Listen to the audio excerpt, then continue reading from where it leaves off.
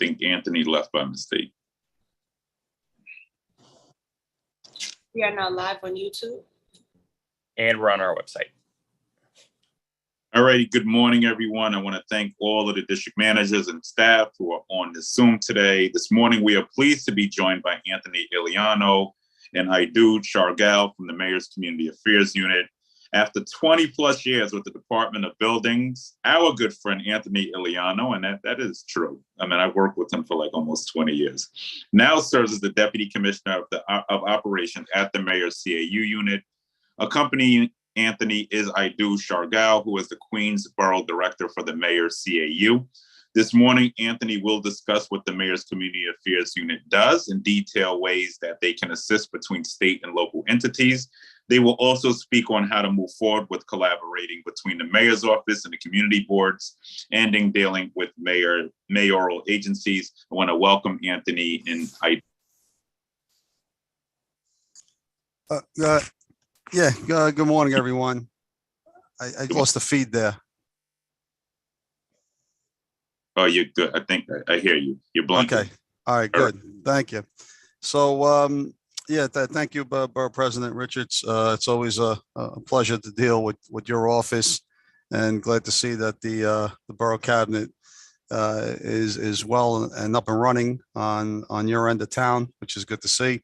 I'd like to say good morning to all the district managers. I have the pleasure of working with everyone, and I will say that I have a soft spot when it comes to the Queens, the Borough Queens, and obviously all the DMs there and the community boards, which are very active on the top of their game, I will say. And, maybe that's a little biased, but I think I'm being honest with that one. So as the Borough President referred to, CAU is going in a direction. Many of you have met Commissioner Fred Kreisman. Fred Kreisman had worked previously at CAU under the Bloomberg administration. And I remember working with Fred. I know Fred over 20 years. And I will say that the direction that Fred likes to get CAU involved with is more participation with the community boards, with the Borough President's office. The electeds are already a given, dealing with the elected officials, but having a better collaboration with the community boards. The community boards are fantastic eyes and ears of the community. I know that by my experience being at the Department of Transportation and Department of Buildings. They're on top of their game. So having that collaboration and seeing what works, what doesn't work, where we could address certain issues. I know sometimes there are issues that you have in various mayoral agencies in responding. I know that many times you have the cabinet meetings and you have some mayoral agencies you like to see more present at those cabinet meetings. If there's a specific agency you would like to see, please let us know so we can get that agency to attend the cabinet meetings. Now, in all fairness, many of the cabinet meetings are still going virtual. So there isn't any need to say, well, I have to come from Manhattan, go into Queens. No, you could go do it from your desktop. So there shouldn't be really an excuse for that. We really won't tolerate that. However, there are some agencies, because of staffing issues, maybe you might need them to address a cabinet meeting. And what we can do is make sure they're present at a particular cabinet meeting rather than attend every cabinet meeting. Look, the uniformed services always do a fantastic job, right? I mean, NYPD, FDNY, sanitation, they're there at the cabinet meetings. They're well represented. They know what they do. But there are, the other agencies, the offline agencies that I might refer to as, we need them to also understand what's going on in your community board district and in the borough of Queens, which helps out the borough president and helps out the community board. We know the pressure that you're under many times in trying to get responses. And I heard an expression a while ago. First time I heard in my career was that, Anthony, we could tolerate a yes or a no response. What we can't tolerate is a long maybe. It's really just, can we or can't we? And if we can't, what can we do to try to resolve it? One of the things that we did, and I'm going to introduce Ito in a few moments, one of the things that we did with Frank Galuccio, he had an issue on the Grand Central Parkway Service Road, Forest Hills High School, parking condition. with the trucks. We know trucks are a problem. I know Yvonne has plenty to say trucks. I know Florence will have plenty to say about trucks. I don't see Mac, but I know Mac would say the same thing about trucks parking overnight in these areas of the borough. By the way, that's a city problem. Coming here at the mayor's office, I will tell you, I've been dealing with Brighton Beach and areas of the Bronx, same condition. But something that would be an example of where we went out, Ito and myself, with DOT to try to figure out what we can do to alleviate some of those conditions. I mean, to totally have them disappear, no, that's not going to happen overnight. But to try to really manage the process and manage the expectations and what we would like to see in these various communities with overnight trucking as just an example. The other thing I will mention, I can't go too much into detail yet because there'll be an announcement by the administration on this, but there's going to be various type of task force that we're creating to handle like the truck issue, the overnight parking and these rigs and these trailers that are detached. In Florence's case, she has something a little bit more unique. She has a lot of RVs that are parking in the CB1 area, right? Which is not the same condition we'll see in other parts of the city. But we're going to be working on that as an initiative. We're also going to be having an initiative. Again, there'll be a rollout on this, but dealing with commercial corridors and trying to get the commercial corridors up and running. And we're doing it geographically throughout the 5 boroughs. And in Queens, we'll have a breakdown also of those boroughs. And it's not just involving bids, but we'll also be involving the community-based organizations, obviously the borough president's office, who will be instrumental, and trying to address those commercial corridor issues that are, sometimes long-standing. So that's some of the things that we're working on here. But it's a collaborative effort. And under the leadership of Fred Kreisman, Commissioner Kreisman, we're looking to reestablish that. I did hear good feedback, by the way, from some of the DMs and the chairs about having, met with Commissioner Kreisman. He does not hesitate to get on the phone with anyone, and he expects the same from the staff as well. I remember years back, if you guys probably remember this, we used to have, Claudia Filomena, Morgan Jones. They would attend the cabinet meetings. They always talked about, and the big thing back then was the anti-graffiti task force, right? Because that was the most of our problems, 15, 20 years ago was graffiti. Everything else kind of running smooth. And we did that. That's another thing, another effort we're going to be working on collaboratively. We're going to be dealing with lot cleanups, graffiti removal. So we're working on all these things, and we'll be rolling all that out in very short time. And we are really anticipating and looking forward to the community board input and the borough president's input on this. And I could, borough president, if you don't mind, can I just introduce Ito? Yes. Should I go? Yeah, Ito. You there, Ito? Yeah, I'm here. Go ahead. Thank you so much. Yeah, so just to pick up on what Anthony said so well, our job, I think, is to, especially the CAU, the Mayor's Community Affairs Unit, we are tasked with being the eyes and ears of the mayor in the community. And what that means is that, along with myself, Anthony, also my colleague, Kevin Morris, we are the ones on the ground. And our job is to make sure to build relationships with, all the community boards, community leaders, community members. I think you guys know that well. And our job, I think, as Anthony was hitting the nail on the head, is to both resolve issues that are happening specifically in your community boards, but also to see wider trends across the city, such as the trailer trucks. And when that is the case, to try to take that back to City Hall and see what can be done about that. So just wanted to come here. This is my first time at the Borough Board Cabinet and join you guys, say hello. I'm covering Western Queens and also Northern Queens, along with my colleague, Kevin Morris, who covers the other half of Queens. And just say that, as Anthony also said, that from the beginning, our commissioner, Fred Kreisman, said that, and also the mayor has said that partnering with the communities is so crucial to getting things forward, to resolving issues, and looking forward to working with everyone here.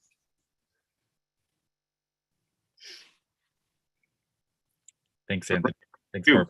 You. And I'm going to open it up for questions. And this was raised at our last Borough Cabinet meeting, Anthony, and this is one of the reasons. And I want to thank my staff for making sure you got here. And of course, you're no stranger to us here in Queens. I want to thank you for your service. And Ito, welcome. It's been a joy to work with actually both of you so far in your new capacity on some issues. But we do want to see the agencies, and I know you can. I think James might have raised this the last Borough Cabinet. We want to get the agencies back to attending these meetings and giving updates. I try to give people a little bit of wiggle room coming in, partly because, we all were transitioning through the pandemic, but I think we're all back in a better place. And, there's a way, well, I don't want to say if there's a way, I would love for you to ensure that we start to get those agencies who would normally attend the Borough Cabinets back on a monthly basis. And, obviously there are some agencies, like you said, that do have,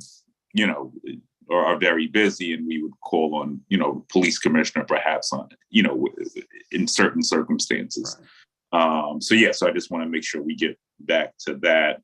And then I'll open it up for questions. But thank you so much. And we do, just want to see more. And the agencies have been somewhat responsive to our office. I would let my office expound on that a little bit more if they're not. But for the most part, I would say that the agencies I've heard from all over have been pretty much responsive to a lot of different needs. I mean, I on quality of life issues, obviously the trucking issue is a big issue. Queens-wide for us. So that's something we really want to figure out collectively how to work with CAU on and DOT and NYPD to really formulate a real plan on how to address, these illegal park trucks. And it's something that came up with Deputy Chief Williams last night at our borough board. So with that being said, I'll now turn it over to staff, but welcome and glad to see you back in these positions. Thank you. Thank you, BP. First question, we have CB1, Florence. Congratulations, Anthony, on your new position. Ito has been phenomenal to work with. It's been a pleasure. Mr. Burnber, Dan Andrews, we greatly appreciate everything you do. Anthony, first off, Ito has gone above and beyond the call of duty. He came into the district and did a tour with me to view the situation that we're having with a massive amount of trailers, and the laws have not caught up to recreational vehicle parking in New York City streets. So we definitely have an issue with that. But because I know that you're already aware of it and working on that, I'm going to step over to something else. We have a trucking company, a moving company, which all of a sudden has decided to use Astoria streets as its parking lot. So I took it upon myself to call the administration of the moving company seeking their assistance. Of course, they were oh so gracious on the phone, yet a week later, the situation has not improved. I know in Jamaica that there is a truck enforcement bureau. Maybe your office could reach out to them. I don't know how far their capacity for this type of an enforcement goes, but it's too much. And that's not an insult. It's just, I could say some nights 10 trucks from one company in my district. And it's a lot to put on NYPD when we actually have guns on the streets. I don't want to take my officers away from guns in order to chase trucks. Right.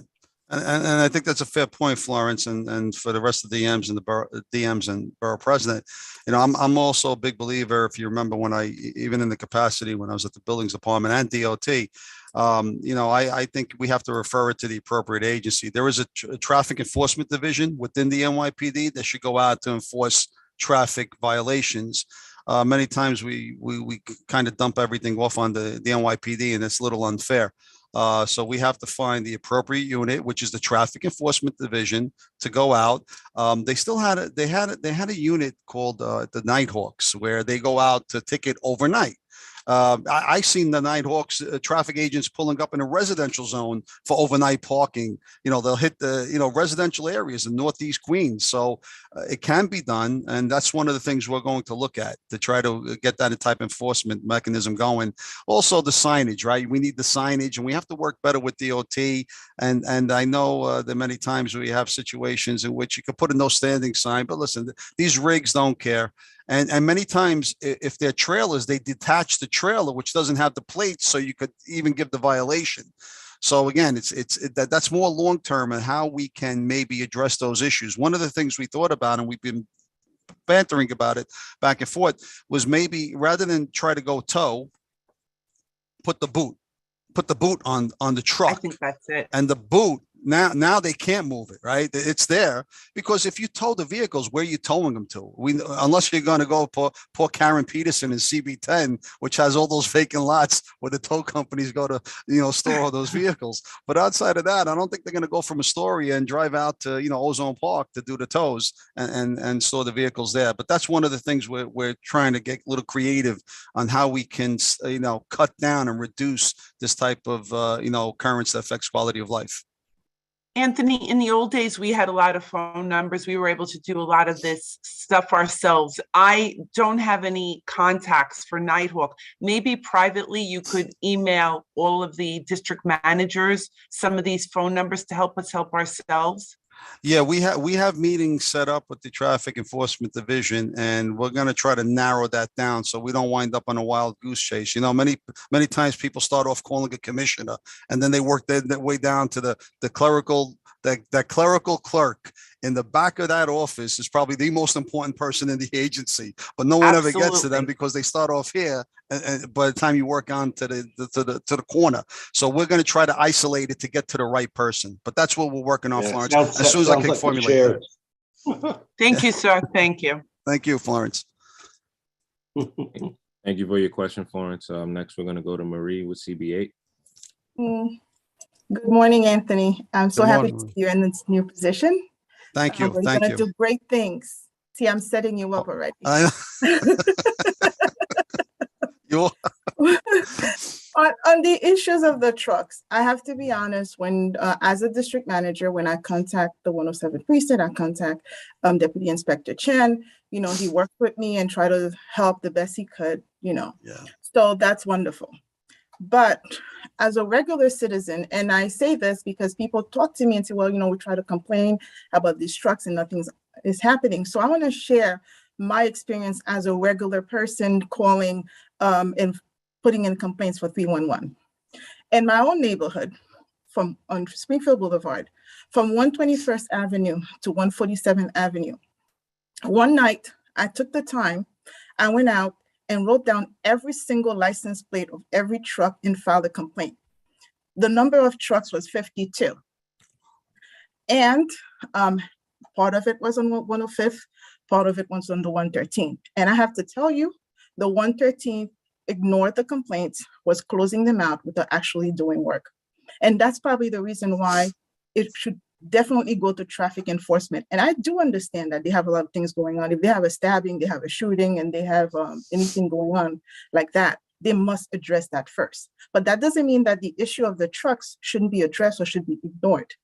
And I have to say that I've spoken to a couple of them, and they were telling me things that were incorrect because they assumed that I didn't know the regulations. And I had to point out Title 34, Chapter 4, Section 5 and Section 6 to them and read it and tell them, yes, they must give violations. One of them, they told me, well, if it's not in a residential zone, you cannot give violations. So I had to read Section 5 to explain to them that they're not allowed to park anywhere for more than 3 hours. Then they told me that they couldn't mark the tires. They told me they had to sit there for 3 hours, and I told them that wasn't the case. So I can understand why the community stopped complaining, because when they complain, they're met with misinformation and things do not work the way they should. So I wanted to share that with you because you have the wherewithal to make things happen, to change things. So maybe it shouldn't be done because, they have a lot to do, and I appreciate that. But traffic enforcement, the nice walks, I think should be expanded, especially now that I understand that the and thank goodness for the city council that they have raised I believe the fine from the 265 to like 400 or something like that. So then maybe with enough enforcement, that would get them to actually pay to have their trucks parked somewhere else. And maybe it won't be in Queens, maybe it'll be somewhere way out in Long Island where they have to get their trucks. But the thing is, it shouldn't be something that's affecting our community the way that it is. Because I can only imagine someone walking from the bus late at night, they could grab him, do anything behind those trucks, we would know, so it's a safety issue. And they're totally going over all our streets that are not equipped for all these trucks. So after DOT does a good job of resurfacing and making sure that the roads are smooth, those trucks are there and they're tearing up our streets. So I just wanted to share that with you. And I know that something will happen because you're at the helm. Thank you for that. Boy, it's a lot of weight on me there, but but I'm going to take a crack at it. May I make a suggestion as you were speaking? And because I know, Marie, when you approach them, they should have known better. If they've known you like I've known you, you were going to cite, chapter, title, verse, and the code. So they don't know Marie all too well. They know her now. So that is always fantastic. Maybe one of the things that I want to just put out there as a suggestion, and I'm open to it. We could try to convene with all the DMs to maybe narrow this down a little more. And I want to try to bring somebody maybe from the traffic enforcement division with me. We could have an initial meeting, and then I'll bring the appropriate person so we could address these issues with the staff that should be going out there to do the enforcement. If you guys are open to that, I'll be more than happy to set that up. Absolutely, sounds great. Good, thank you for that. Definitely, Anthony. Thank you so much. It's so well needed. We had it out last night at our public hearing about the same thing. Okay, so yeah, let's get ahead of the curve on this. So let's have an initial meeting just with the DMs and ourselves, our office, and then we'll narrow down who the appropriate person is so they can understand what the issues are and how to maybe dispatch certain units in various parts of the borough to hit them with enforcement action first. Yeah. Thank you for that, Marie. Next question is going to be C6. Yeah, that's me. Can you hear me? Yes, Frank, we can hear you. Oh, thanks, Marcella. So Anthony, he was out there. I think the second day he was on the job helping me out behind the high school over there with exactly the same problem. So thanks, Anthony. Really appreciated that. And Ito, right on it. I think the bottom line is you mentioned a task force a little while ago, Anthony. Super important. I understand citywide, everybody's having the same problem. But I mean, more tow trucks, more boots on the ground, spot to put these crazy trucks in. That's what it really comes down to. Yeah. A couple of years ago, we had a truck for the entire borough, a boot for the whole borough.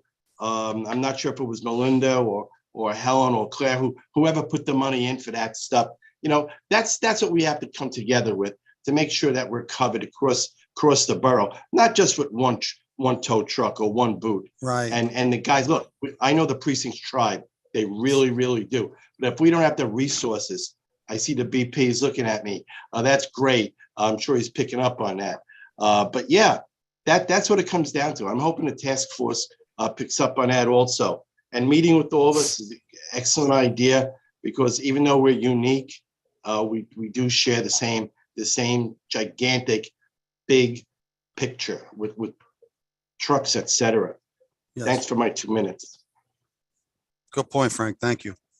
Yeah, and just to go back, because this was raised last night, so I, in my capacity as public safety chair, got Commissioner O'Neill to purchase another one of these trucks. So there are 7 citywide. I think only at that time 3 were like that. My challenge is if I'm going to purchase it, over $1 million for these trucks, it's like $1.5 million back then. It has to stay. Wow. I'm just not going to use taxpayer dollars to have a truck, sitting in the Bronx. So we can sort of, Anthony, reach some sort of agreement with the police commissioner. I have raised this with her. It may be the mayor needs to intercede here as well. If I can reach an agreement, I would be more than happy to look to purchase another one or 2. But I would just need to know that, it's going to stay in the borough and it's not going to go to Manhattan. Commissioner O'Neill was non-committal on it staying in Queens, even when we tried to push back then. And I do want to say the precincts have been largely responsive, but there's sort of these one-offs, when they do these big operations. And if you have 40 trucks, you're just not getting 40 trucks off in one night, or 60. Exactly. So, Yeah. And then also, prior mayor, before he was leaving, was looking to redo his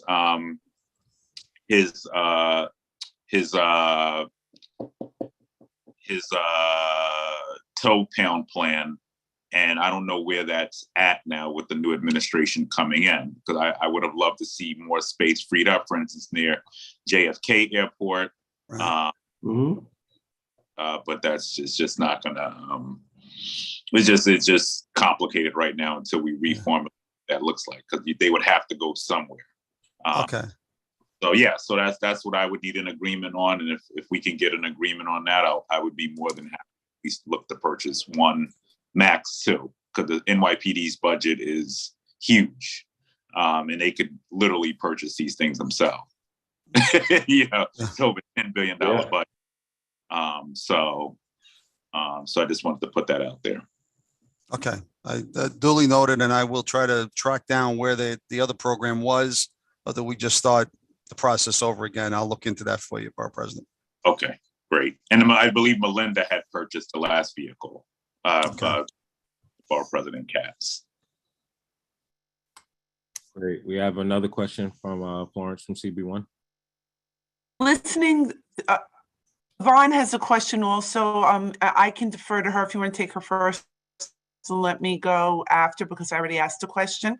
I would be fine with that. Okay, great. That's fine. You're muted, Ms. Reddick. You're muted, Yvonne. You have to unmute. I think she froze. Can you hear me now? Yep. Okay, thank you and good morning. Nighthawk. I know they were once housed in Jamaica in 12th District, but all the phone numbers that I have for Nighthawk, they're not functioning.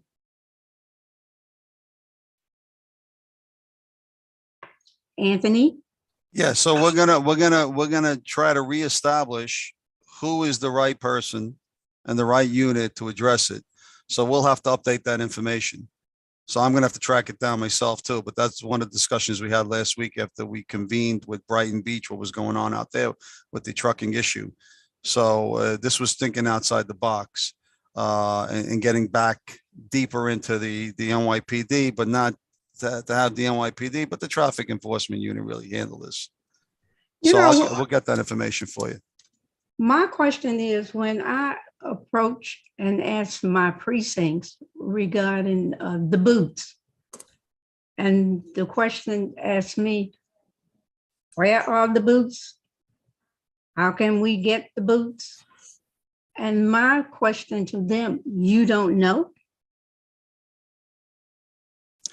Yeah, it's interesting. If you have a one-family home and someone blocks your driveway, you call the NYPD, they go out, they'll summons the vehicle for blocking the driveway. Right. Once they issue the summons to the vehicle for blocking the residential private driveway, you can call a tow company, private tow company. Tow company comes up, sees that the vehicle has a summons on it for that infraction, and they tow the vehicle at the vehicle owner's expense. So it could work for a homeowner, but yet, the streets of the city of New York, right? We don't, we're finding confusion of who does enforcement, who does tow. Don't pay your traffic violations. Don't pay any of your violations on your vehicle. The sheriff's department is out there, and there's sometimes, you drive throughout the city, you'll see blocks and blocks where they have the boot on the vehicles because they're scofflaws. Yes. So, the ability is there. It's just setting it up in a way to manage the process. So, so I understand. Sometimes you know, you can go speak to someone and they look at you like you have two heads. That shouldn't happen. They should know, you know, what their tasks and standards of their job functions are and what they can and can't do. If it can't be done, just say it can't be done. But like, you know, you'll have a Marie that's going to be able to, you know, cite chapter, title, chapter, verse, and how do you, you know, enforce the law if it's on the books. True. Yeah. Next, we're gonna go to Mark from CB13 and then followed by Florence.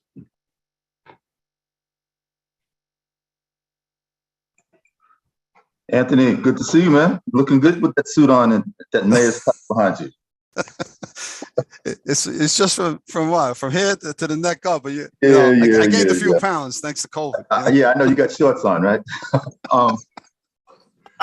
I just wanted to point out that I tried to buy boots for the precinct and with our budget, and I was told that the precinct couldn't guarantee, even if the board bought boots for the precinct that was coterminous with the board, that the boots would stay within the precinct. So I think as we speak about this, we have to understand that the police department does what the police department does. And they have their own protocol for what they want to do. We all have our issues with the trucks. You know, I have a big issue with trucks as well. But I think it's important to understand, and I want to point this out to the borough president, who I'm sure understands this too, that if we do the boot thing, and I think the boot thing is the best idea at this point, that we have to make sure that there's enough boots and that the boots that are purchased for a specific precinct stay in that precinct. And that's all I have to say. And Anthony, I'll see you out in Rockaway with Jonathan on the beach. I know you got the business suit on now, so, you know.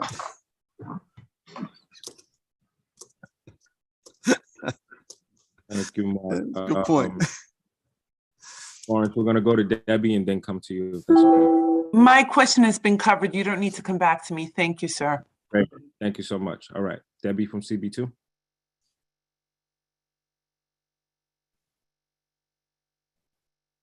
You're muted, Debbie. Probably muted. Oh, sorry. Anthony, it's great to see you in a new seat. Congratulations. Thank you, Debbie. And, Thank you, Debbie. We know your knowledge will take us far.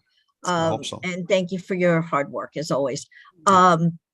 I want to mention the truck traffic is terrible throughout our district as well.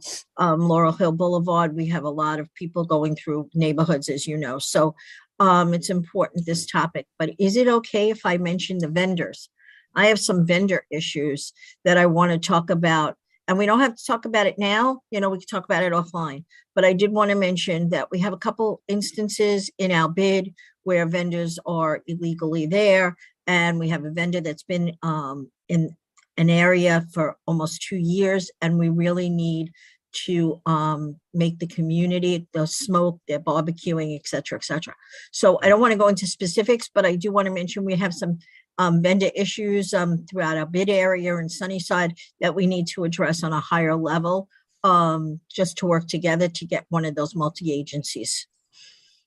Fair point. And Debbie, yeah, we can have that conversation. We are working on some initiatives that are going to be rolling out very soon. And I think that what you just mentioned is going to dovetail perfectly into that. It's going to segue into that, so we can have these discussions without a doubt and try to address those issues for you. Thank you. I appreciate that. Thank you, Borough President. I know that you're on top of this as well. And I know that, you know, we have to keep everybody with their good quality of life. Thank you, Deb. Anthony, if I may interject, you look great, and I'm sure you got shorts on. You're ready to go to the beach, and I don't blame you. Okay, Jonathan, we're all coming. I got pants. Look, it's full. No shorts. Okay, on the vendor issue. Yeah. Okay, I just want you to know, I spoke to Ito about this, also you, and I got off my 58 bus this morning, and most of you know that I worked retail for 20 years. I used to be a store manager. And they used to come in with flats with boxes on it, about 15 boxes. Well, guess what? I see a guy pull up on a flat with 15 boxes, unloading them in front of the Queen's Library. Now I get on my 25 bus and I'm riding down the street and I see 3 mannequins on the curbside on Main Street. When you pass St. George's Church, you have garments hanging from the fence. Again, you and I need to do this walkthrough ASAP. However, if nothing's going to be done, I don't want to bother. All right. You said there's something coming down the pike. Please inform me, because it drives me nuts getting off the bus and seeing this. And it's not right. It's not fair. And you ought to see what the front of the library looks like. It's a shame. No, and we're in total agreement with you. And I will just say that Mayor Adams, along with the first Deputy Mayor Grillo, Deputy Mayor of Operations, and Workforce Development, they are putting something together to try to address these commercial corridors. Marilyn, I will say that when we speak about it, I bring up the experiences that we've had in your district along Main Street as an example of what happens out in Queens County. But we could also, and I also bring up Yvonne, Jamaica Avenue and what goes on Jamaica Avenue as prime examples. You know, it's unusual, but every borough thinks that they're unique with the problems. And the other boroughs, oh, if you go to Queens, you don't see this. If you go to Forest Hills, Frank, I hear that a lot. Oh, you go to Forest Hills, you would never see that. I said, no, you go to Forest Hills, you would see it.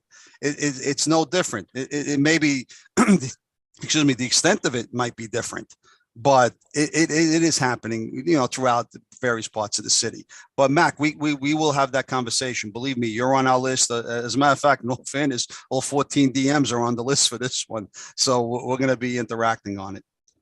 Great. Thank you very much. And thank you, Borough President. Thank you. Next, we're going to go to Marie from CB8.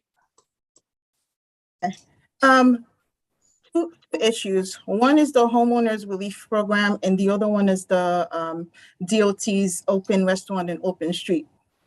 I really appreciate that we're giving the one family, two family home owners a chance to do the right thing once they find out that they had a violation of some sort. We give them the RCA. They have a certain amount of time for them to act. In their defense, the Corona building doesn't have the homeowners night, which I think would have been very helpful so that they have somewhere to go to find out how to do it. That's one. But the second part is, after the 60 days, if the homeowner does absolutely nothing, makes no effort whatsoever to try to fix things, at that point, I think a violation is okay. Because having the inspectors have to go back to all these complaints within the 60 or 90 days that they're supposed to do this doesn't work. Because they have too many to go back to, and while they have to go back to all these places that they have already inspected. They have new inspections that they have to do. So those inspections are now taking longer to happen. So when we file a complaint and we think something's going to happen within a certain amount of time, it doesn't. That's the one.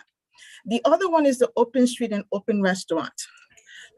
We have a self-certification thing happening. We have one location where we have two different entities that are self-certified for the same location. Two things cannot exist in the same space. So that should have been a red flag right away for DOT to realize that something is wrong there. And the second part is one particular location on Union Turnpike was cited since December. They were told to remove and do what they were supposed to do. 4 months later, nothing happened. We were told that they were going to have to remove it. Now we are in June and it's still there. And the residents are calling me and they're asking what's going on. You said they were going to remove it and that is not happening. But as far as I know, they still didn't receive a violation. So if you're letting people know that, well, you have to do certain thing in a certain amount of time and nothing happens to them, they get the word that, well, it doesn't matter, Right. you know, I'll take however long. So that's another issue in terms of enforcement that is not being addressed properly. Very good. So Marie, your ears should have been ringing the last 4 weeks because your name was mentioned about 40 times with Commissioner Ulrich over in Department of Buildings. And I don't want to step on DOB's news, but I think I will have to because you brought it up. The homeowners night is now building after hours and it is starting again today. All right. And thanks to you, Marie, because you were consistent on bringing it up while I was at DOB. And when Commissioner Ulrich took the helm of DOB, this is one of the issues we brought up. One of the things we do here at CAU is work with all the commissioners and the agencies and just let them know we're going to be, reaching out to your staffers at various levels to address concerns that are happening outside, in the city, but within your jurisdiction. So building after hours is going to reconvene, so that handles that.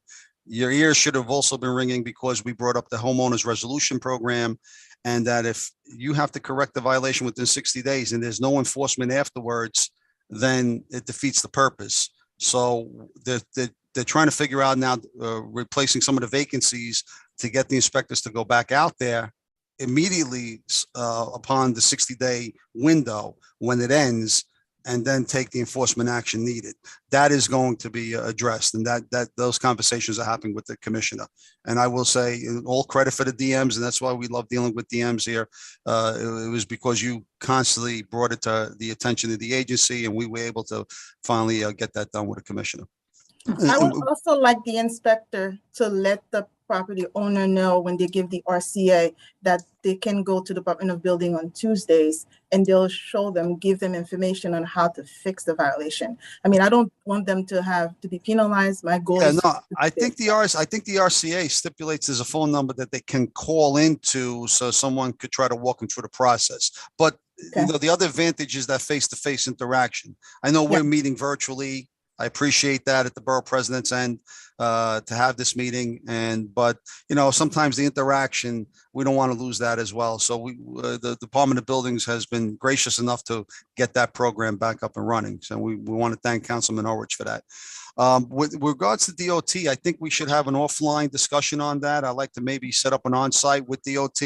I know they have the ability to give a cease and desist for the outdoor dining structures that they, build. I will say though, that the promulgation of the rules hasn't been codified yet. That's going to be done at the end of the year. So I think there's a little confusion there. I think a lot of these structures will come down by the end of the year because they have to buy into the program, the permit fees, and they have to meet the criteria or the specs on what they can put up there. But we should still try to enforce what's there now, because those are eyesores. Quite frankly, I'm always concerned with the outdoor dining on a personal level. I'm not speaking on behalf of the administration on this, but when I go down in Joe's area, Marzliano's, CV 11, Bell Boulevard, and you have the outdoor dining structures abutting one after the next, sometimes you can't see what's going on the sidewalk. You lose visibility of the sidewalk. So if there's something going on there, any type of criminal activity, it's a blind spot. You won't even witness it. But that's another issue. That's a personal assessment. But let's have a meeting with DOT on the other two, Marie, if you don't mind. Thank you. And next question will be back to Florence. Stay for a second.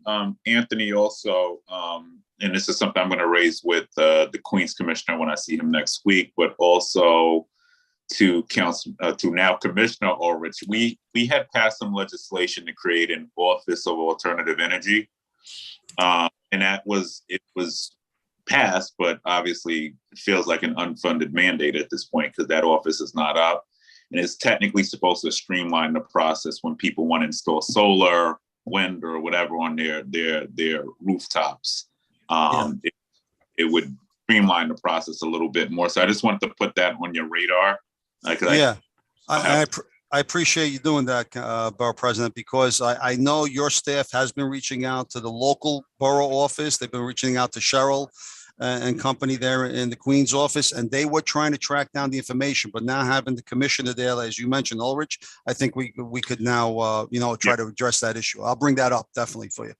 And also, just one other DOB, and Maria, appreciate this. I would love an update on McMansion that's abandoned for like 30 years on 231. I believe we were working on it before I left the council on the monstrosity right here. I remember. Mm-hmm. You can get us an update on where we're at, and I know we made progress. We did with the owner, but I still haven't seen it, brought down. Yeah, in all fairness, you brought it to the attention of the agency. The agency was able to reestablish some sort of activity with the owner. The owner, there was if I remember, we did an on-site where the residents, and the owner was cooperative. I will say, there was an issue with the adjoining property who was using his property at one point, and there was a court order. It was a court case involved, and then once the court case was resolved, but then unfortunately COVID happened, and I think everything fell by the wayside. But we'll ask the local borough office to, get the most up-to-date information for you. Okay. Thank you for that. All right, no problem. And we'll try to get these. I would love to get the borough cabinets back in person. That's up to the DMs. I used to love attending for the bagels. The bagels are really good.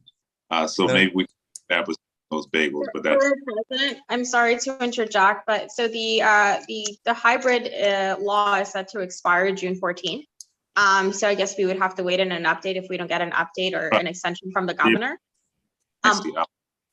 Yeah, but then our next meeting, our joint meeting, Borough Cabinet, Borough Board, should be in person. July, I forgot the date, Khalil, if you have it. July 11th. Yeah. Can I just make a suggestion, because we have all the DMs here present, if you don't mind, Borough President, for 1 second. Some of the agencies that you need to attend your cabinet meetings that haven't been attending, sometimes due to staffing issues is one of the problems. But if you can put something on the agenda for that agency to address, this way there would have to be the requirement that they attend your cabinet meeting. Yeah, so we don't want to I think Marie brought this up as well. We don't want to piecemeal it. Let's just, so we can just deal with issues rather than piecemealing it, the way we have done. So just something, I definitely hear you, and we've done that. But I think the request to us was to just have them do what they're supposed to do in the first place. So. Yeah, and we would do that. But if there's something with staffing, we just, figure maybe give them something that they have to present. Queens doesn't want to hear about staffing issues. We want them to show. You want full. Oh, we're gonna talk about the budget consultation. we're gonna want that brought up at the OMB budget consult. Yeah, it's a good idea. All right. All right, we have questions from Florence and then Jonathan from C. So I'm going to piggyback to what Marie and Debbie said about open streets. I'm just going to use an example of what we used to be able to do. If somebody wanted to close any street for local use, they would contact the community board first, because we know the districts best. We know all the intricate nuances of the district, and they would have to have some kind of a direct contact. They had to live on the block, they had to be a part of the block, they had to own a business on the block. And what I'm seeing with the open streets is the fact that you can live a block away, 2 blocks away, put in for an open street, and even if there are multiple businesses on the block, now we have vendors in the street in front of the business, in some cases selling the same ethnic background foods or items in the street that are being sold in the businesses. Additionally, as each district is different, in my district, I can only speak from my own experience that I have a new open street that's going to be coming down the pike, and the lower level is all businesses, and above the businesses is all residents. And closing the street down on a Saturday and a Sunday will not allow my residents to go to the supermarket, go to the laundromat. Even a task as simple as walking the dog is going to be an endeavor. I truly believe that moving forward down the road, there should be some kind of the impact, not only on the businesses, but also on the residential aspects.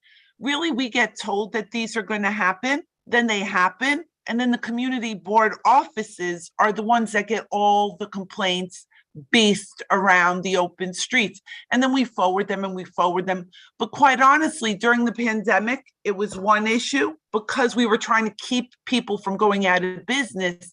Now it's going to end up being purely a quality of life issue with no sincere enforcement. I think that if we're in place and we're knowledgeable about the community, why aren't we being used to the full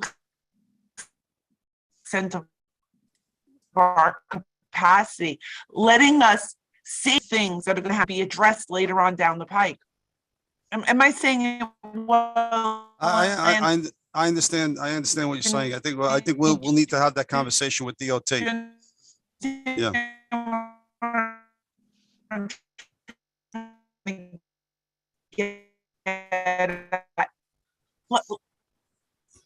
Just now, I didn't understand the word you said. Miles that they want to take care of.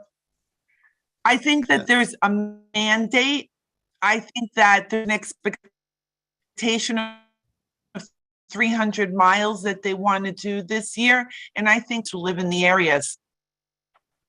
Yeah, let's have that conversation with DOT. I wouldn't be able to really. I know. Where the focus is. Yeah, but we should have that conversation. We're going to need help. I mean, sincerely.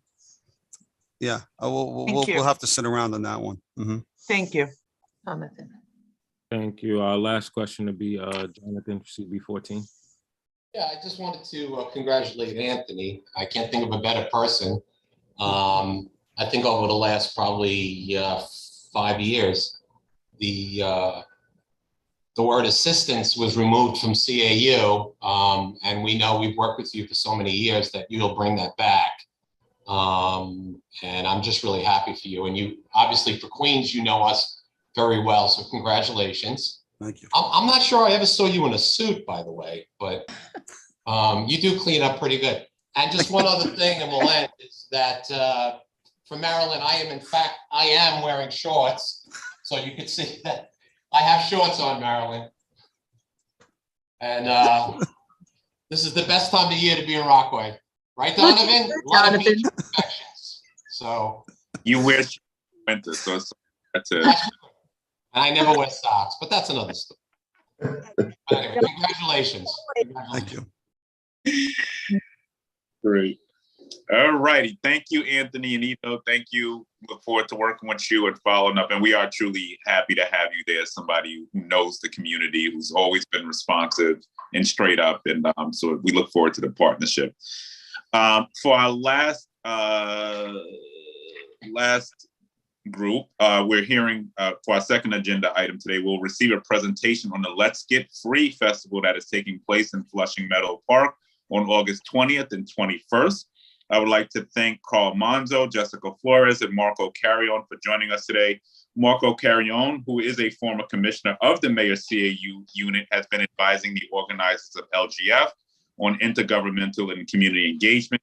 Jessica Flores, who is born and raised in Queens, a former New York State Senate and New York City Council staffer, has been leading LGF efforts to make sure the entire community is welcome and involved. And lastly, Carl Monzo, who has 2 decades of national concert and festival operational and logistical experience, serves as the LGF Executive Director. Our team, led by Phil Bowman, who is our Director of Cultural Affairs and Tourism, have been in constant communication with LGF, and we're excited for them to provide their outreach to our entire Queens community. Welcome to Jessica, Carl, and Marco. The floor is yours. And before they take over, I just want to say Queens is truly growing in this space. So we want to make sure that as culture and music scene picks up in Queens, that especially when we see these big festivals coming, that that the community boards, that the DMs, the chairs are well aware of what's going on. I know my office has been working hard behind the scenes to make sure things like security and sanitation, all of the things that come with big festivals are going to be addressed. And I do want to thank the mayor's office because they've worked very closely with us. So we want this to be the standard when these things are coming, no matter what neighborhood it's going into, to ensure that, you know, everybody's brought up to speed on what's happening in Queens. And once again, this thing in Borough and Flushing Corona, it's going to be a huge festival. It impacts each every one of us. So I just want to welcome the team here and thank the team for their work and look forward to a successful event.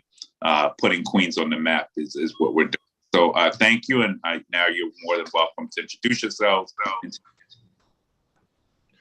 Yeah, thank you, Mr. Borough President, for this opportunity. And thank you for everyone for letting us join you today. I didn't realize I was going to be following Anthony. If I would have really would have worn a suit or something. In all seriousness, listen, I just want to say this outside of Let's Get Free, Anthony, Kevin Morris, and Ito are really top-notch professionals, and you guys are very lucky to have them. They're real neighborhood guys, and I work with them all, and they're tremendous. Good morning, everybody. You may know me from my time as CAU Commissioner. My name is Marco Carrion. And I just wanted to, before we get into a deep presentation, I just wanted to give some context as to, what this is about. Back in 2005, there was a festival by the name of Afropunk that started at the Brooklyn Academy of Music. And over the years, Afropunk grew. And it had been put in the Brooklyn Academy of Music originally by our now Attorney General, then Councilmember Tish James. It grew to the size where it moved to a real jewel of a park, Commodore Barry Park, which exists in the middle of the Brooklyn Navy Yard, Dumbo, Clinton Hill, Fort Greene, and Brooklyn Heights areas. And over the next 15 or so years, it grew into one of the preeminent music and cultural festivals of the city. Very different from other events that we have in the city in that it's a local event, right? The organizers are from the city, from the neighborhood, and grew something that everyone was very proud of. You had our now mayor, our now AG, our now Commissioner of Cultural Affairs, Lori Como, go speak from the stage. And it turns out a real celebration of the city, of the arts of the city, and something that's really showed community. And also it differentiated it from other events. Never any issues with PD. This is something that one of the biggest supporters of Afropunk is now.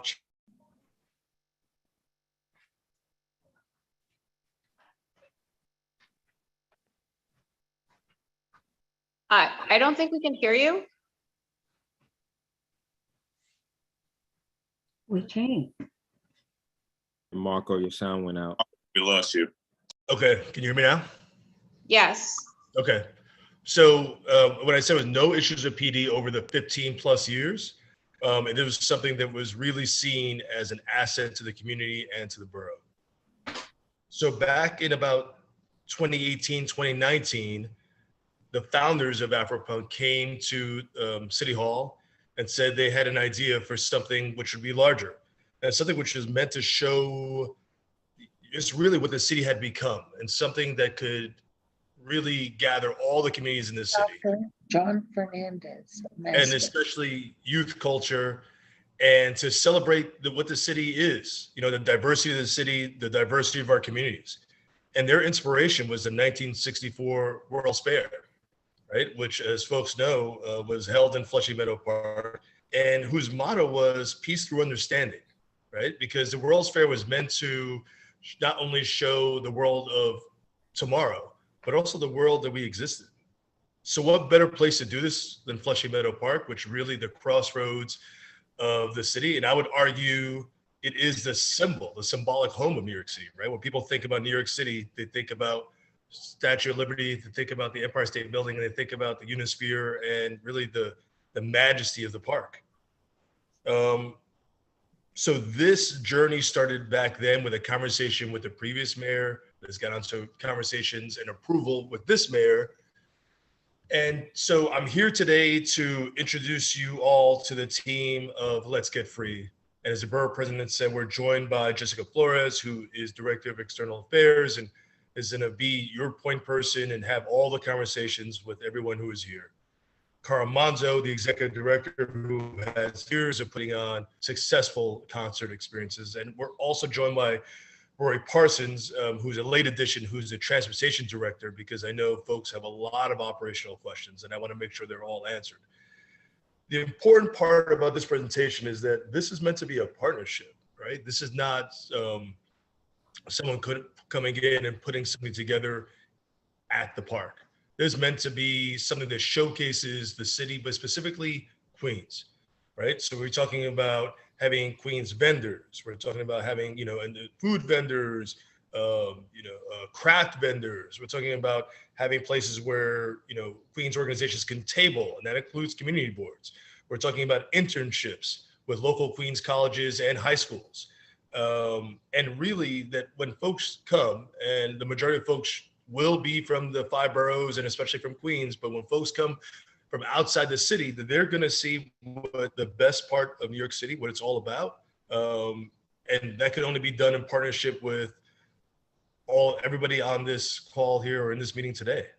So with that, I'm going to turn it over to Carl Monzo, who's going to lead us through a brief presentation, and then we'll take some questions. Thanks, Margot. Good morning, everyone, and thanks for having us here today. I'm going to pull up a high-level presentation, which will allow us to kind of give you the key highlights of the event, and then open up for more detailed questions, especially as it pertains to your respective worlds. Give me just 1 second here.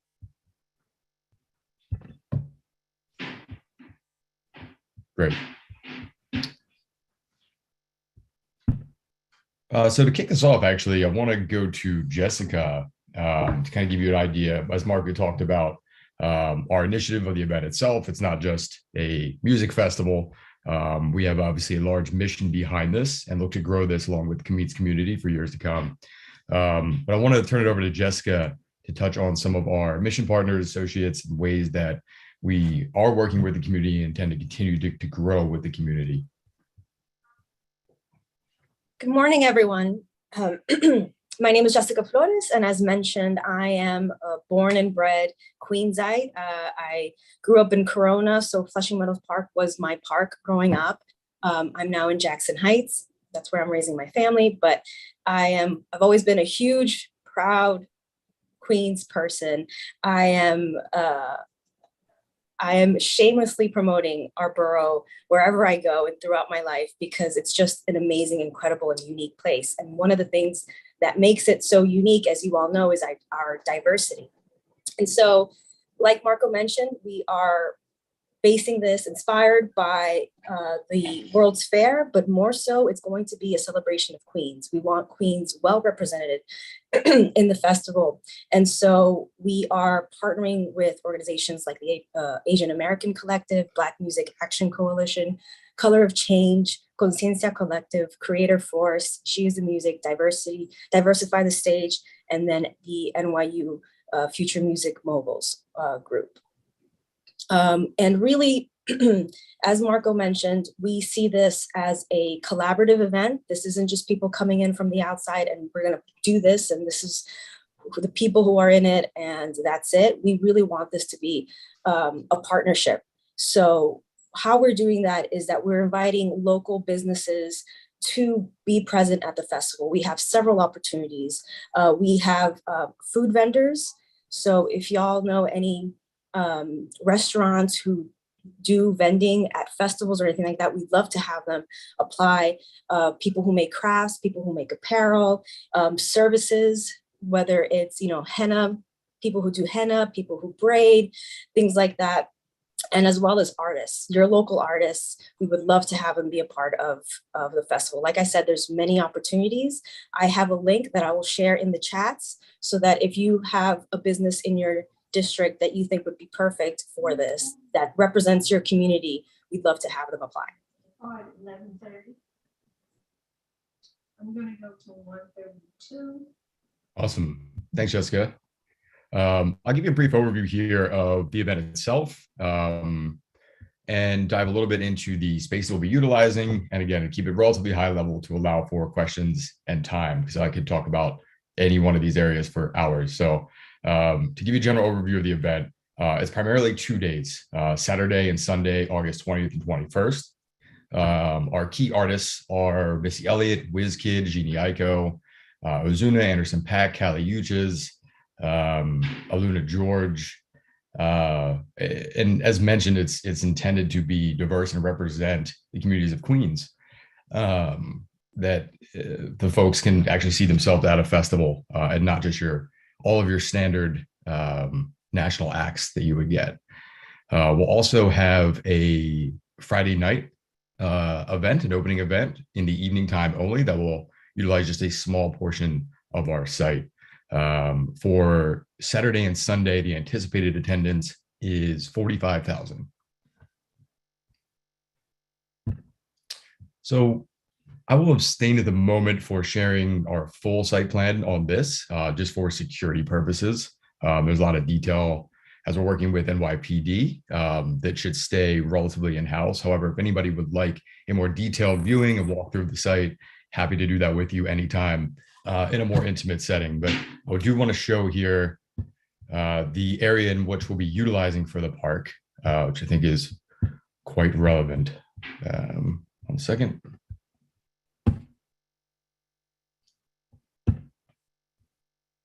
Great. So to get you acclimated with this map, as I'm sure you're all intimately familiar with the area, where my cursor is here would be the Unisphere. The green area would represent the area of the park, and the pink area here would be the full footprint of the Let's Get Free site. In terms of the soccer pitches, Field 7 is the only one that's going to be impacted. However, in working with our president's office and the community orgs, we're integrating the soccer tournament into our event site and programming, working with the leagues and the teams that already utilize that space to minimally disrupt them, hopefully.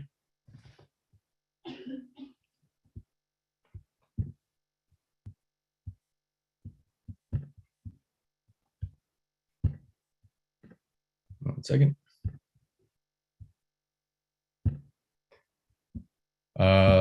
Key question I imagine on everyone's mind is our public safety protocols.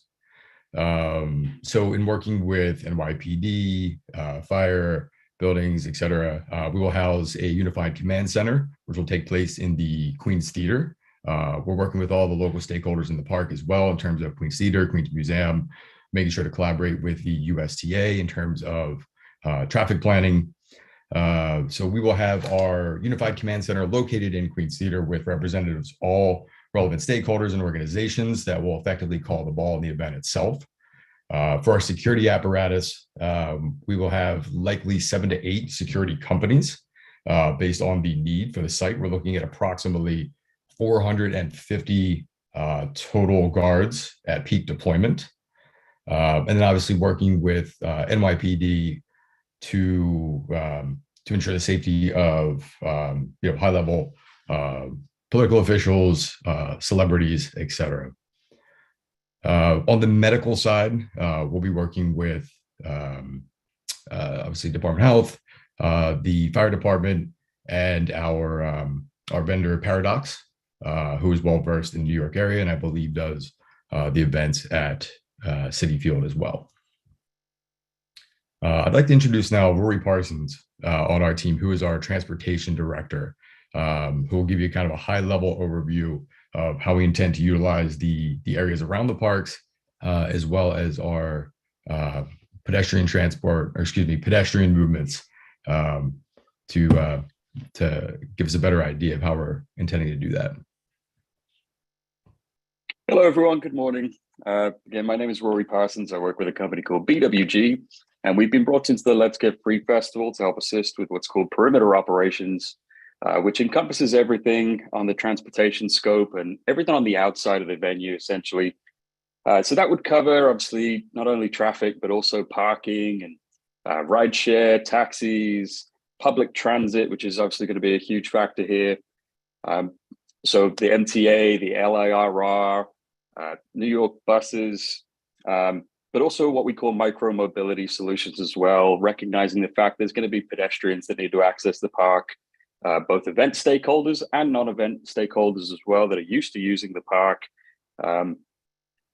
So we look at every single aspect of this, and we've been working very closely with New York Parks and Rec, but also the Mayor's Office and New York PD, just to make sure that, again, not only we're taking care of our event stakeholders and the event attendees, and making sure that they can get to and from this event very efficiently, but also the non-event stakeholders, members of the community that are used to using the park and still might want to access the park on our event days, just to communicate all the changes and ways to access the park still.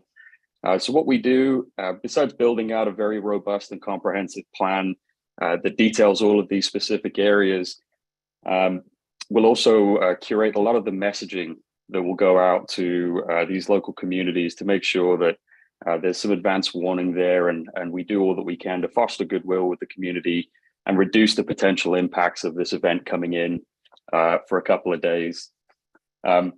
As mentioned, besides just working with these teams, we'll also have a pretty robust team on the ground. A lot of those folks will be there to assist with New York Police Department on some critical access points.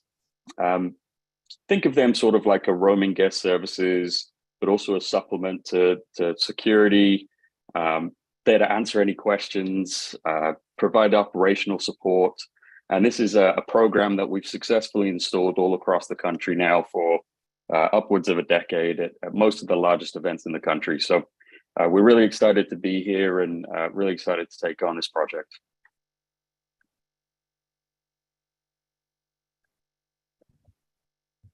Excellent. Thanks, Rory. A couple other quick notes. As our president mentioned, working with a vendor named Winnick, who does majority of the large events in the city in terms of trash management and cleanup. And additionally, with regard to the command center and community-related issues, we'll circulate as we get closer the information for your residents and constituents to get in contact with us with regards to on-site stuff. So it's a community hotline effectively that if they have issues, please contact us so that we can help address them in real time on the site as we're building. One last bit to add before we open up to questions in terms of minimizing community impact. Obviously, these things don't just pop up overnight. There's a build period required. So the beginning of our build period is approximately August 8th.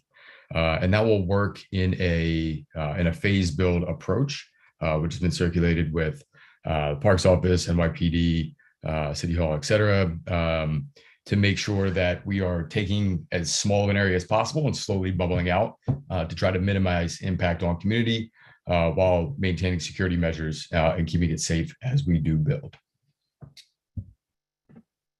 With that, I'm sure there's plenty of questions, so please feel free to ask away. Great, thank you.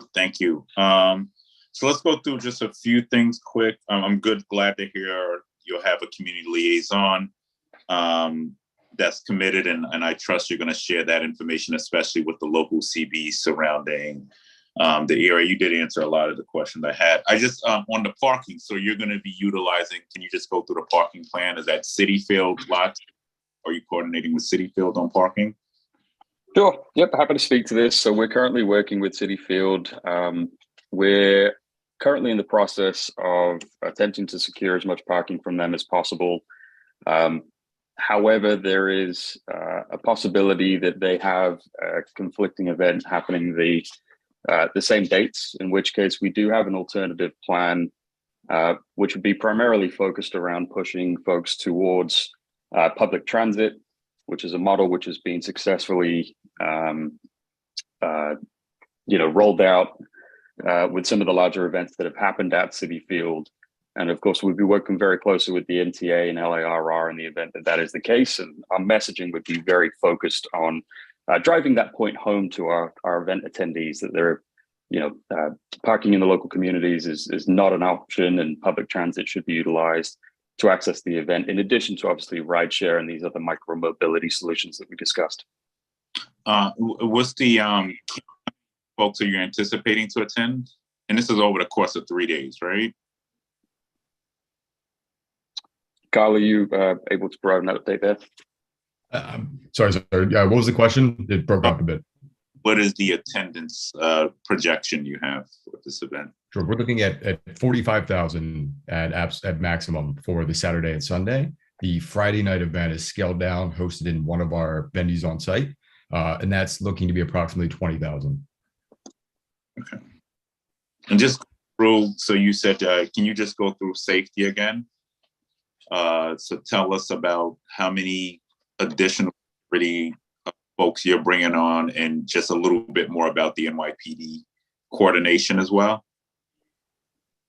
Yeah, absolutely. So working in tandem with NYPD to operate as they would at any major event among the city, the 112th specifically is who we're working most closely with, Lieutenant Dolphin, Assistant Chief Ryerson, and their entire team. So they'll be obviously heavily involved in both the roadway infrastructure and what we're doing to safely move vehicles around the exterior of the site, as well as pedestrians on. From our internal safety side, Mike Giano is our public safety director. He operates in a similar capacity for many major music festivals across the country. Additionally, our security director, Noel Bernard, is a New York native, has his own security company here based in Brooklyn, and we specifically focus on the security side of things. The key component that we always hark back to is the command center itself, because that is the nucleus of the communications. So all relevant stakeholders will be included in the command center to activate and act on issues in real time as they pop up, should they pop up. And then I guess this is for Marco. Just talk about coordination with local organizations. You know, who have you talked to? And then also, I'm always interested in when things are happening in Queens, and we're very appreciative of events. You know, how are we looking to give back to the local community? Any investment in the park as well. So if you can just speak to that as well, then I'll pass it off for questions, additional questions. Yeah, thank you. I'll say a couple of things, and I'm going to turn it over to Jessica, who's handling day to day. The first, before I answer your question, let me say that, and I didn't mention this beforehand, that I lived across the street, directly across the street from Commodore Barry Park for 4 years during Afropunk. And the amount of coordination and work that happened with PD and through the festival's communications to dissuade folks from bringing their cars. And as someone who was a car owner who parked on the street, I can tell you that it was very successful. Like, you saw people taking mass, transit, not driving, and the amount of traffic impact was surprisingly minimal when they had 30,000 people in this park. When I made minimal as a native New Yorker, I mean, we all know what happens when we have large events. You did not see that. And I'm someone who lived, I could look out my window and actually watch the festival, which I did many times. We have reached out to many of the major cultural organizations, including Louis Armstrong House, PS1, the Queens Museum, and we have started to reach out, and we're ongoing outreach, and Jessica's going to talk about, to a lot of the smaller cultural and vendor organizations in the borough. Also, the Queens Night Market, we're working with them as well, who are already in the park. Jessica, I don't know if you want to talk about additional organizations and groups that we are working with. Yes, absolutely. Like we are approaching the community boards, I'm also approaching local elected officials. And I've been telling them, we're meeting with them not to just get their blessing. We want to actually partner. And so I am using them as a resource, as well as my knowledge from living in Queens all my life, to reach out to local organizations, whether they're nonprofits like Make the Road, or the local LGBTQ Queens Pride House. And I'm looking for everyone and anyone's input as to who should be there, because again, we want this to be reflective of the community, but also our mission is diversity, inclusion, and equity. And the best way that we can do that is to work with organizations that do that every day on the ground. So I will put my personal email in the chats as well. Again, if you have an organization that you've been working with who you think is amazing, what a nonprofit organization, a local community group,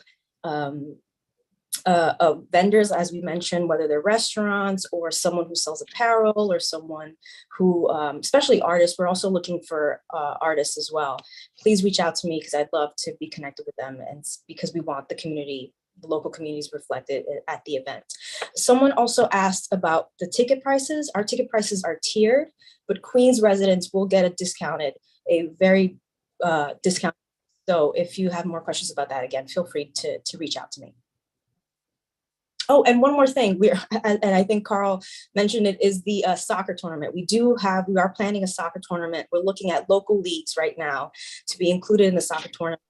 We're looking, a lot of big sponsors have approached us to have professional athletes come and visit. And of course, with the tournament, we're talking about a prize for some of these local clubs. So, and again, I had a group who does a running group in Queens. They approached us with an interest, so we're working on incorporating them as well. So if you have any groups like that, again, please feel free to have them reach out to me. Just to add color to what just referenced in terms of the ticket prices, we do have a significant allotment dedicated to Queens local residents. It's a hidden ticket type that we are distributing through community organizations. We'd love to help. We'd love to have your help in distributing as well. But that ticket offers a $49 access point, what is normally a $249 access point. So it's an 80% reduction or discount for Queens residents to get in. So Jessica will work with you to get you guys that link and how residents access that. Great, thank you, Carl. First question will be from Anthony from the mayor's office. Yes, thank you. Marco, I always felt that your calling is more in Hollywood after seeing you in all those PSA announcements. So you got the look and you got the talent. So that's your calling. So pursue it. But I appreciate what Rory and Carl is saying as well. And one thing I ask, I think you already answered the question with the night market, because I know sometimes we had to issue, and I'm sure, Chris, I'm not going to step on that. You probably have the question with the night market, so I'll leave that to you. But the one question I have is, when you have the hotline for the community concerns that they can call in, is there any way that we can get looped in at the end of the event to see what kind of calls you receive? So then maybe in anticipation, and I'm sure you're going to have a successful event, because I remember when this was out in Brooklyn. So maybe we can anticipate the following year, the next year, of what to work with, maybe with the agencies or whatever comes in your way. Is there a way we can coordinate that? Because I know you're working with citywide events. I don't want to step into their territory, but this is, that the hotline, the community concerns, is something I'd like to see what we could address maybe for future events. 100%. Yep. And also I would say, Anthony, that we should talk to Commissioner Kreisman about this, is maybe we even have a representative from CAU in the command center. Excellent. I'm glad you said it. I don't want to step on toes with citywide events, but I think that's an excellent point, and I'm glad you brought it up. And I'll speak to the commissioner about that. Yeah. Thank you, Marco. Yeah, and you're always a consummate professional. Thank you for all you did. No, you too, brother. Thank you. Thank you.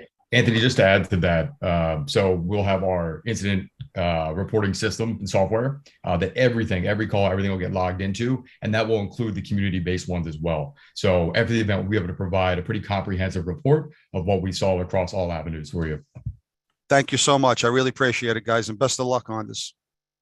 Thank you. Thank you. Next, we were going to go to Christian. You still have your hand raised, Christian? We can't hear you, Christian.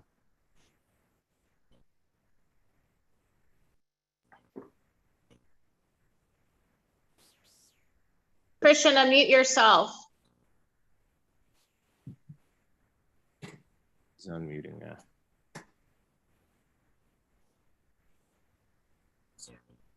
No, still can't hear you.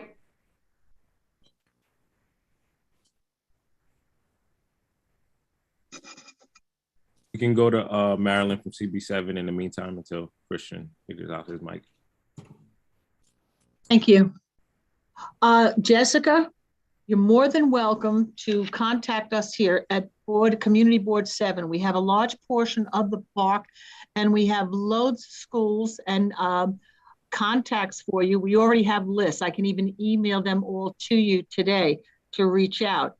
Just send us brochures, everything that you're looking for and what you need, and we'll be more than happy to reach out to everyone for you. Looking forward to this event.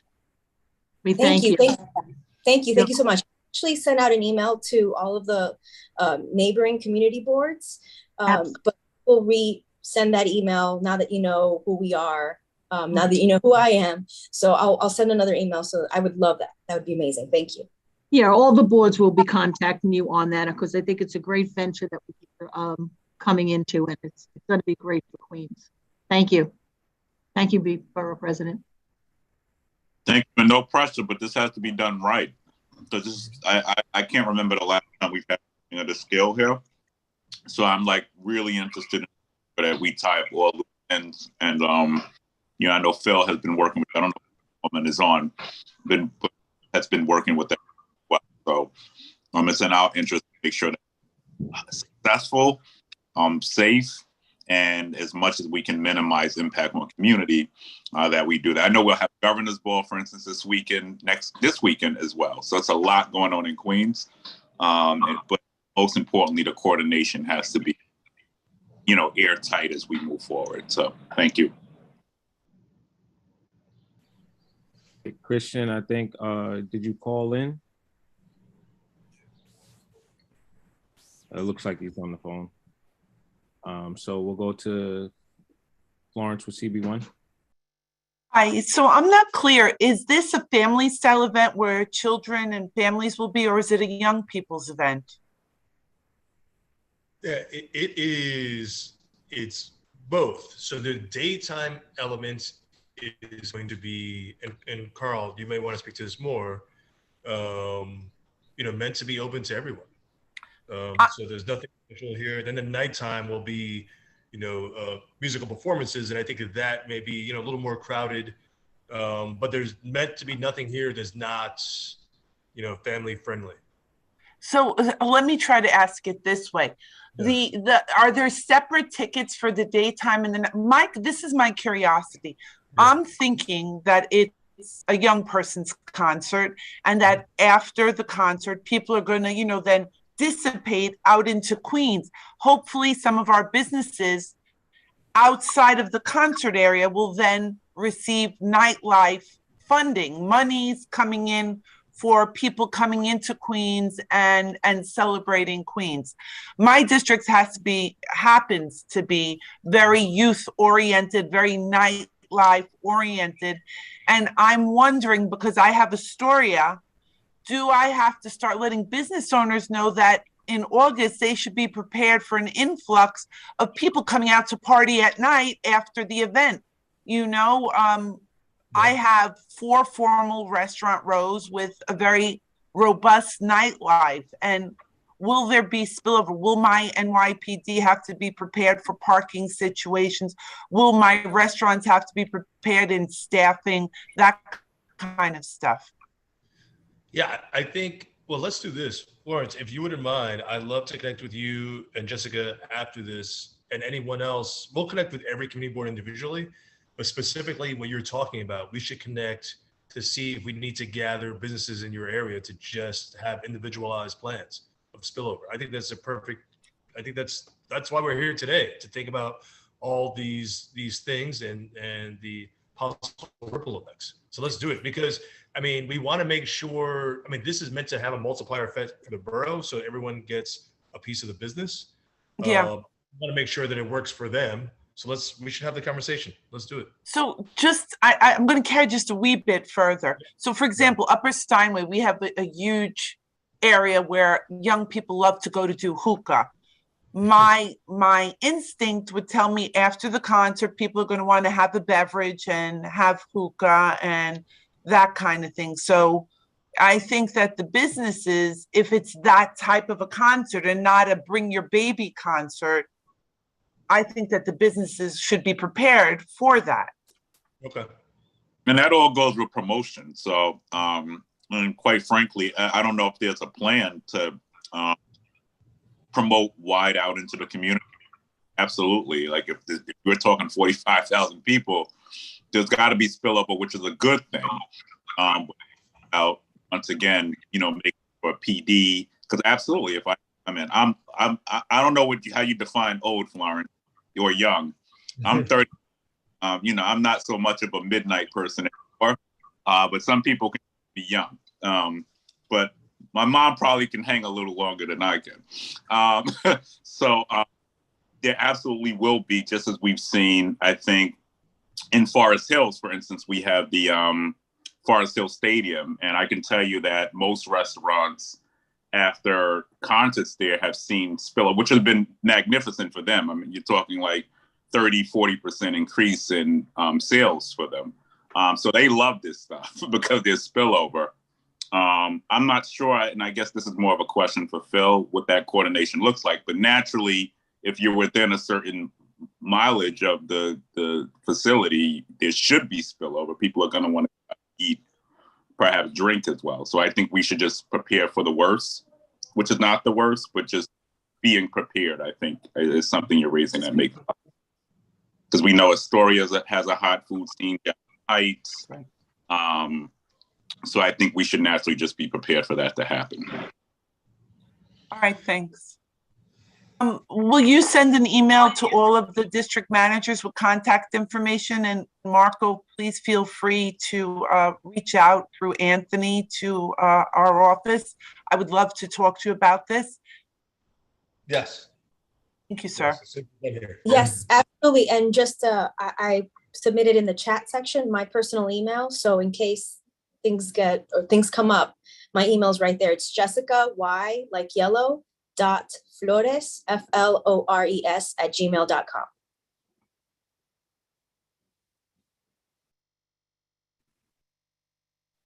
Great. Christian, are you available now? Yeah, test. Can you hear me this time or still off? Yeah, we can hear you. All right, perfect. Yeah, man. I'm talking about being old. I thought I had the Zoom thing down pat, but I guess not. So Anthony, yes, reference what you said. I do in fact have the night market on the tip of my tongue. It's something that's at the top of my head.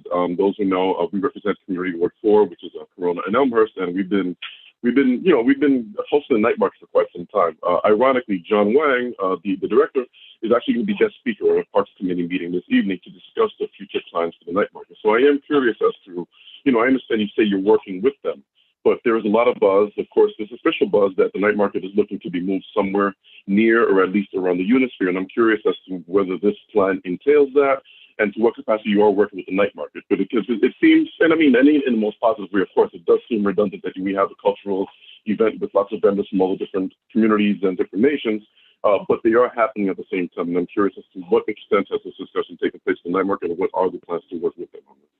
Thanks. And I guess the second part to that question, it does regard the public transit and parking. The biggest issue we had with the night market many years ago was just that. And those remember, and Anthony, you remember this, the trail of cars went as far as like a BQE almost in Jackson Heights over what happened with the night market. Over the years, he did everything he could to try to discourage that. We did everything we could to try to get as much public transportation as possible. But here it is, the parking lot at the Hall of Science is still at full capacity, even though as of this year, they even started charging per vehicle. So I am curious as to how both events will coincide and to what extent we're working with the local NYPD, in this case, the 110 and the 115, to mitigate this event. Thanks. Sure. Yeah, Carl, please. Yes, let me take that first part regarding engagement with Queens Night Market. So we've been discussing with John for some time now. So we're actually going to integrate Queens Night Market into our event. So it'll be a feature of the event itself. So we're not only giving him a curation fee to make sure there's no lost revenues, we'll also be activating all of his vendors, or the majority of his vendors, I believe, on site, on the event site, in conjunction with our event, so that they will not have any kind of lost revenue or disruption to the regular programming. Fair to say it's disruption from their standard programming, but they won't be entirely displaced. They'll become part of our event and hopefully receive the benefit of our audience as well, and vice versa, since they have a great following. In regards to the traffic, I cannot say that we've spoken specifically or directly to the 110th and 115th. We were directed to the 112th, who has been our primary point of contact. If there are anybody specifically we should be speaking to, please let us know. Rory and I will reach out today and get that conversation going. And sorry, just to jump in there, Carl, we also have actually made contact with David Sapianeri over there at the 110 precinct. He's been a part of the initial discussions on, our transportation planning.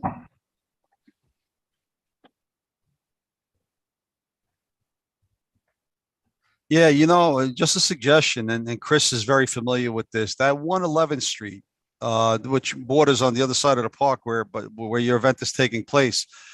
If there's some way, and I don't know if you work this out maybe with citywide events, but if there's some way to maybe alert anyone, one who's going to use a vehicle, I would avoid 111th Street, because with the night market going on a 111, and just the general participation of park attendees for non-events, just to use the park, utilize the park, walk through the park, that would be a tremendous nightmare. So if you could get them into the arterials, the Van Wyck, utilize that, I think it's better, and steer them clear of coming off the Grand Central, hitting that 111. Do you agree, Chris? Okay. I just wanted to mention that as a point of reference, because that's what Chris was alluding to earlier. When the night market about 5 years ago, we had gotten complaints from the community board, even though I was with the buildings department. It was some people were stuck about 2.5 hours in traffic. Oh no, yeah, that's minimal. 2.5 hours is actually minimal. I think 2.5 hours is where we're at now. Never mind 5 years ago. What I'm gonna say, it's yeah, I don't know. I mean, we'll discuss this offline. It's a heavy thing. What I remember, Anthony, and again, the reason I don't want to go on record is because I remember years back there was a confusion over whenever you enter the address of the Queens Night Market, the GPSs were forcing people to come down 111th Street versus using the back streets. In other words, what will happen is, if nothing else, when directions are given to get to this event, certainly do not put any address that requires you to take that road. But again, it's all about the GPSs and what's happening automatically. As much as we know what the streets should be, the GPSs disagree with us often. And that's exactly what happened in Night Market years back.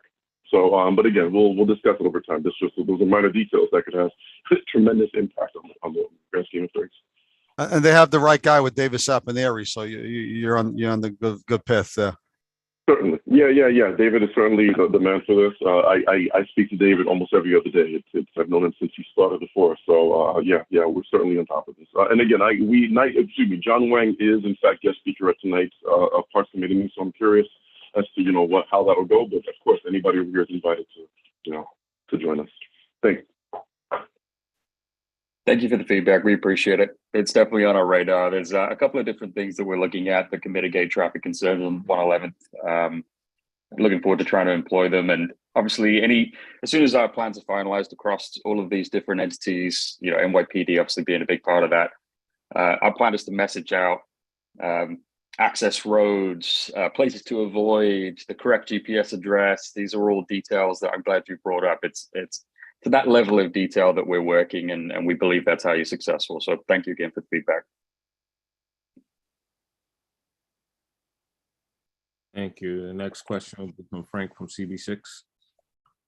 Hey, thank you very much. So I guess this goes to Carl. My concern is that, let me jump back a little bit. Christian will remember a number of years ago, we had cars parking on the grass over in Flushing Meadow Park getting stuck, and we couldn't get them out. I mean, I border the park, so I had a little bit to do with that. My concern is that I keep hearing the 112 precinct, and the 112 precinct on August 19th, there's an event at Forest Hills Tennis Stadium, and over at Citi Field, there's another event going on. Those guys and gals are already being dispersed throughout from Citi Field across the board. We're always shorthanded. So I don't know who you're talking to over at the 112, but maybe you want to make a memo of that and just see where they're at, and keep us in the loop, because the tennis stadium, the concerts at the tennis stadium affect this area tremendously. We don't want to be in conflict with anything or anybody. We just want to work together, just as an FYI, so you guys know. Yeah, absolutely. And with regards to, I can't speak for the NYPD and their resources, but we have had significant active discussions with them regarding what that support would look like for our event and the conflicting events surrounding it. So I can tell you that we actually had a larger footprint and a slightly different site plan in mind as of even a month ago, that based on the other events that are happening, we've worked with the NYPD and parks to reduce the size and scale of our event to make sure that we weren't overstretching their resources based on what they had. That's great news. I hope it works out. Thanks, Carl. Thank you. Okay, our next question will be from CB3, Giovanna. Yes, good morning. Thank you, Borough President, for putting this meeting together. Community Board 3, Flushing Meadows Corona Park is in our backyard, and whatever occurs in that park impacts our community as well. I'm wondering whether the organizers would be willing. This thing's going forever. Now they're talking about the concerts in Flushing Hey, Meadows Park. Frank, you put yourself on mute. I muted him. It's fine. You can continue, Giovanna. Okay. If you were willing to meet with our Parks Committee, our Parks and Transportation Committee to discuss the details further. 100%. Just we will reach out after this meeting just to coordinate. I'd appreciate that. I'd like to speak to you maybe afterwards as well to make those arrangements. Thank you. Thank you. I don't see any other questions, BP.